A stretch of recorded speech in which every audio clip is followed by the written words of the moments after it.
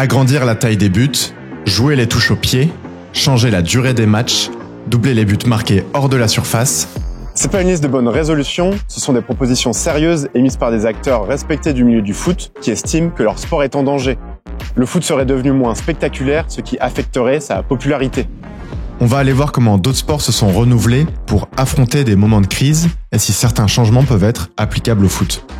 Dans un premier temps, je vous invite à aller voir la vidéo précédente qui présentait les critères permettant de caractériser le niveau de divertissement ou d'ennui d'un sport. Les sports n'évoluent pas sans raison. Il y a plusieurs facteurs qui peuvent pousser les fédérations à changer les règles, par exemple. On en parle tout de suite.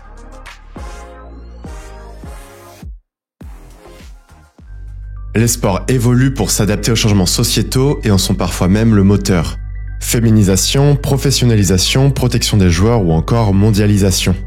Durant le siècle dernier, les disciplines se sont structurées, elles ont commencé à dégager des bénéfices grâce à la billetterie puis aux droits TV. On est alors devenu exigeant sur le spectacle proposé, d'autant plus que le sport est entré en compétition avec d'autres divertissements qu'on peut voir à la télé ou sur les plateformes désormais. Mais aujourd'hui, on va s'intéresser uniquement aux changements qui concernent une baisse d'attractivité. Même si c'est super intéressant, je veux pas parler de comment certains sports ont changé leurs règles pour protéger les joueurs par exemple. Il y a alors selon moi 7 raisons qui poussent les sports à évoluer, mais toutes ne peuvent pas s'appliquer au foot.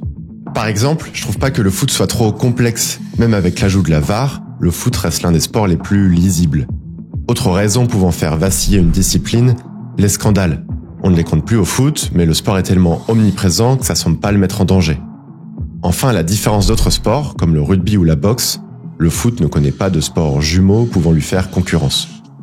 On va alors regarder les autres raisons, en commençant par les changements liés au temps de jeu. On a désormais tellement de notifications par les réseaux que nos capacités d'attention sont réduites. C'est notamment pour ça que les sports de service, comme le tennis et le baseball, ont essayé de réduire le temps des rencontres. Pour ces deux sports, le temps total d'un match a connu une croissance continue. Au baseball, le temps moyen d'un match a constamment augmenté pour atteindre plus de 3 heures en 2022.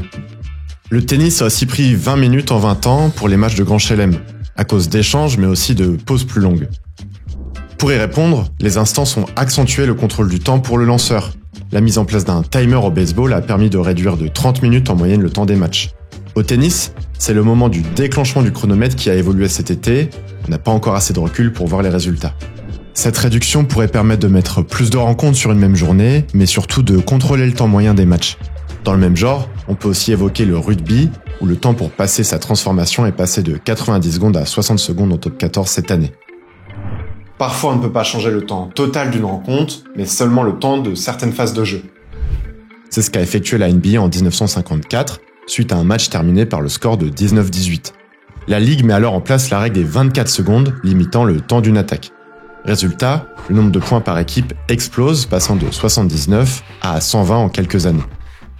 On va revenir un peu au foot et vous allez voir, la situation est assez particulière. Alors que dans tous les sports, la tendance est à la réduction du temps, que ce soit le temps total de chaque match ou de phases jugées inintéressantes, le foot a décidé de rajouter des minutes à ses matchs. On a eu l'introduction des interruptions de l'assistance vidéo, mais on a surtout vu la mise en place de temps additionnel bien plus long lors de la précédente Coupe du Monde pour se rapprocher d'un temps de jeu effectif de 90 minutes. Bien, maintenant qu'on a vu ça, comment le foot peut changer son rapport au temps ? Première proposition, en reprenant ce qui a été mis en place au sport de service, la mise en place d'un chrono pour les remises en jeu. Ça pourrait être intéressant, une étude a montré que pour chaque match, on perd en moyenne 9 minutes avec la balle en touche. Mais le pire, c'est que certaines phases de jeu sont censées être chronométrées. C'est juste peu contrôlé par les arbitres. Autre proposition, mettre en place un jeu passif à l'image du handball. Une équipe est sanctionnée si elle ne va pas vers le but. Pour le coup, ça semble pas faisable, c'est même dans l'ADN du foot de construire certaines actions en repassant par son gardien, alors que ça serait vu comme vraiment insolent au handball. Une proposition peut-être plus intéressante, c'est le passage au temps effectif, comme au basket. Dès que le ballon n'est pas en jeu, le temps s'arrête. Les conséquences sont multiples, il n'est plus possible de gagner du temps avec des coups francs, des touches ou des simulations. Xavi disait à ce sujet « Il faut passer au temps effectif. On en finira avec les simulations, les pertes de temps et les tromperies. Perdre du temps, ce n'est pas de la malice, c'est de la fraude. » Il faudrait alors changer le temps d'un match et avoir demi-temps de 30 minutes pour avoir un temps de jeu effectif similaire. 2 bémols sur cette proposition, ça pourrait paradoxalement nuire au rythme de certaines fins de match. Quand tout s'emballe et que les actions s'enchaînent et que la pression monte, il n'est plus nécessaire de jouer vite car le temps est arrêté. On ira alors vers un rythme haché comme au basket. Une autre critique qui va être valable pour toutes les propositions qu'on va faire après, c'est l'aspect global du foot. On joue au foot dans les plus grands stades du monde, mais aussi sur les plus petits terrains mis à disposition par des agriculteurs. Le temps effectif demande un peu plus de logistique, mais si on y arrive au basket, il n'y a pas de raison que ça se passe mal au foot. Bon, on a vu un gros morceau déjà. Mais même si on imagine un monde où la balle est tout le temps en jeu, c'est pas pour autant que le match ne va pas se terminer par un 0-0. On va voir comment dynamiser le jeu.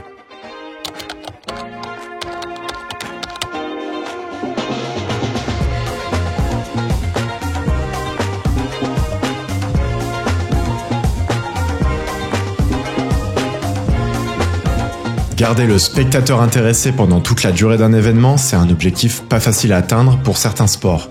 Prenez la Formule 1 ou le cyclisme, dont l'issue de la journée peut se déterminer sur certains moments clés, le départ en Formule 1, l'école ou l'arrivée en cyclisme.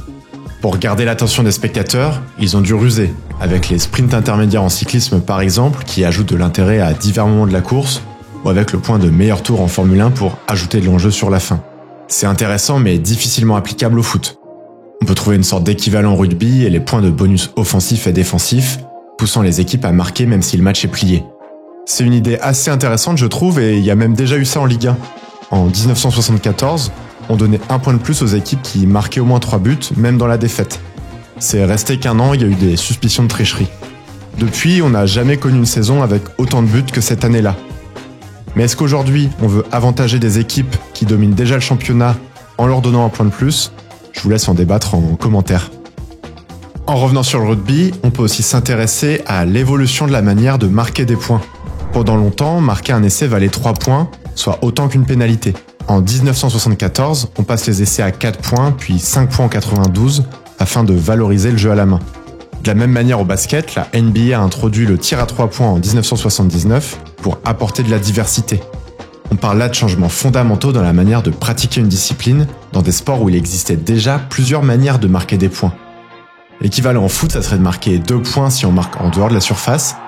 Ça permettrait de faire sortir les défenses et de créer des espaces, mais c'est un changement sûrement trop important dans un sport ne donnant les points qu'à l'unité. Pour augmenter le nombre de points marqués, on peut aussi envisager de changer carrément la morphologie du terrain. J'ai pas énormément d'exemples récents, si ce n'est au baseball, où la Ligue américaine a agrandi la taille des bases pour favoriser les vols, ou au handball, la possibilité de faire l'engagement de n'importe quel point du rond central, alors que tous les terrains n'avaient pas ce cercle il y a quelques années. Dites-moi si vous avez d'autres exemples. Pour le foot, j'ai pu lire des propositions comme la modification de la taille des buts ou du terrain. Mais pour moi, changer la caractéristique physique d'un lieu que l'on retrouve dans des milliers d'endroits dans le monde semble trop compliqué. En gardant le terrain actuel, Arsène Wenger proposait de jouer certaines touches au pied par exemple. Pourquoi pas ? Mais la hausse du nombre de buts ou du nombre d'actions ne passe pas forcément par des changements de règles affectant le jeu. Ce qui compte, c'est aussi d'avoir les joueurs dans leur meilleure forme et de voir des matchs à enjeu. Avec la multiplication du nombre de matchs, on va plutôt vers la direction opposée. J'ai traité ce sujet dans une autre vidéo sur la chaîne, je vous invite à aller la voir. Je pense qu'on a traité les deux aspects essentiels, le temps de jeu et le nombre d'actions. Mais on va pas se mentir, si une partie de la population a arrêté de regarder du foot, c'est pas parce qu'on est passé de 59 minutes de temps de jeu effectif à 57. Il y a aussi une forme de lassitude qui s'est mise en place, potentiellement due à la domination de certaines équipes. D'autres disciplines ont déjà connu ça. En NBA, la ligue a fréquemment changé ses règles pour contrer la domination de certains joueurs, comme Will Chamberlain par exemple. Ce qui est marrant, c'est que cette domination arrive même fréquemment après la modification de certaines règles qui viennent déstabiliser l'équilibre d'un sport. Ça a été le cas avec le lanceur Max Scherzer au baseball avec les règles de 2023, ou l'hégémonie de Mercedes en Formule 1 à partir de 2014 et l'introduction des moteurs V6. Des ajustements sont alors entrepris pour rééquilibrer la discipline. Je connais pas d'exemple aussi important au foot, on peut évoquer un ajout en 92, l'interdiction pour les gardiens de prendre la balle à la main suite à une passe en retrait, certaines équipes en avaient un peu abusé. Mais c'était plus un acte perturbateur que dominateur. Je pense qu'il faut plus regarder au niveau de la domination des équipes. Si au niveau international, le foot reste l'un des sports les plus indécis, dans le football de club, on voit des équipes qui dominent grâce à leurs moyens démesurés, ce qui peut nuire à l'attractivité d'une ligue. Les instances ont mis en place des règles financières, mais pour l'instant sans grand résultat. Et au final, tout ce qu'on a évoqué dans cette vidéo a des impacts sur l'affluence dans les stades. On va parler d'une dernière catégorie, les dispositions mises en place pour faire venir les gens dans les stades. Car parfois un sport reste populaire, mais il n'attire simplement plus les spectateurs à venir regarder un match. Dans son histoire, le baseball aux États-Unis a rencontré cette situation plusieurs fois. Ça a été le cas notamment dans les années 60. Pour y remédier, les propriétaires ont investi pour proposer de véritables shows afin d'attirer le public. C'était tellement délirant que ça a parfois dégénéré. Plus récemment, pour faire face à une nouvelle perte d'affluence, les franchises ont essayé de renouveler leur offre avec des piscines, des toboggans, voire des animaux marins à voir pendant les matchs. Bon là c'est assez extrême comme exemple, ça reste les États-Unis. Plus proche de chez nous, j'aime bien prendre l'exemple des fléchettes. C'est un sport qui va pas pouvoir se réinventer pour attirer du monde, mais qui a su jouer sur l'ambiance de ces compétitions pour faire venir des spectateurs. En transformant le championnat du monde en une vraie fête, où les gens viennent déguisés, le jeu a connu un énorme gain de popularité au Royaume-Uni. Pour faire venir les spectateurs, faut leur donner quelque chose en plus qu'ils n'auront pas devant leur télé. Faire la fête avec ses potes aux fléchettes par exemple. Mais c'est pas facile à générer. La tendance actuelle tend plutôt à proposer des stades modernes, comme le nouveau Bernabéu à Madrid, ou l'Intuit Dome en NBA avec son écran de 4000 m², soit 4 fois la taille du terrain où jouent les basketteurs. L'idée c'est d'aller vers plus d'interactivité avec les spectateurs pour leur permettre de diffuser des messages sur les écrans par exemple. Pour les plus petits clubs, c'est évidemment pas possible de proposer ce genre de choses, mais on peut citer les initiatives du Paris FC de proposer des places gratuites, ou encore de Grenoble, qui fait évoluer ses tarifs en fonction du classement du club. Je serais curieux de savoir si vous avez des exemples dans d'autres sports ou si vous avez d'autres idées pour le foot. En attendant, parfois ces changements sont pas suffisants pour renouveler l'intérêt du public ou pour attirer de nouvelles personnes, si bien que parfois la seule solution, c'est de créer une nouvelle discipline. Il y a schématiquement deux raisons de créer une nouvelle discipline, la complémentarité ou la concurrence, même si ce dernier cas est plus rare. Une discipline sœur peut être créée pour adapter un sport sur un terrain spécifique, ou plus souvent pour aboutir à une version simplifiée, réduisant le temps de jeu ou augmentant le nombre d'actions par minute par exemple. Vous connaissez sûrement le rugby à 7, remis au goût du jour dans les années 70, et désormais sport olympique. Plus court, plus simple, plus d'actions par minute, et donc plus accessible pour le grand public. Il a aussi l'avantage d'avoir moins de joueurs, ce qui n'augmente pas démesurément la taille des délégations olympiques. Le rugby à 13 est lui plutôt un concurrent, mais il y a aussi le rugby à 5, créé en 2019 pour des actions encore plus rapides et plus simples sur un terrain plus petit.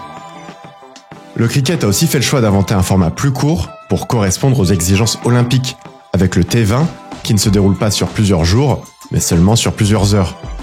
Le risque, c'est bien la perte de diversité. Un sport qui va se jouer de moins de manières différentes et donc au final, moins de stratégies possibles. On perd notamment l'importance des mêlées dans le rugby à 7. Ces sports complémentaires veulent aussi s'adresser à un public plus jeune. C'est notamment le cas de l'Ultimate Tennis Showdown qui propose des matchs beaucoup plus courts, des règles simplifiées et qui prend certains codes du jeu vidéo comme des cartes bonus à utiliser pendant les matchs. Pour le foot, vous avez peut-être entendu parler de la Kings League lancée par Gérard Piqué en 2023, sous le prétexte que les jeunes ne pourraient pas suivre un match en entier. Ça reprend pas mal de propositions qu'on a vues, des matchs plus courts, moins de joueurs, pas de matchs nuls, mais aussi des bonus-malus à la Mario Kart. L'an prochain, un concurrent verra le jour, la Baller League, ce qui montre bien le dynamisme de ces sports interactifs qui donnent beaucoup de place aux anciennes stars ou aux streamers. Bon, c'est pas vraiment comparable avec le rugby à 7 ou le cricket T20, on est plutôt là tourné vers du grand divertissement. Mais quand on regarde le succès que ça a eu sur Twitch, je pense qu'il faut pas mettre ça complètement de côté. J'étais en train de finir le montage de cette vidéo et je viens de découvrir un dernier exemple au golf, parce que oui, je suis un peu tous les sports. Ça s'appelle la TGL et ça reprend plein de choses qu'on a vues dans cette vidéo. Un format plus court, indoor, avec des écrans, un chrono pour taper un coup, des bonus à activer, plus d'interaction avec les fans, etc. L'idée, c'est encore une fois de changer l'image du sport, d'attirer un nouveau public sans se mettre à dos les fans historiques. La grande question que je répète, c'est est-ce que le foot peut subsister dans le format que l'on connaît à une époque où peut-être malheureusement, notre cerveau doit être stimulé toutes les 30 secondes? Est-ce que vous pensez que certains changements qu'on a vus aujourd'hui doivent être envisagés? Voilà, c'est la fin de cette série de 2 vidéos, j'espère que ça vous a plu. N'hésitez pas à commenter, à vous abonner, à liker. À très bientôt.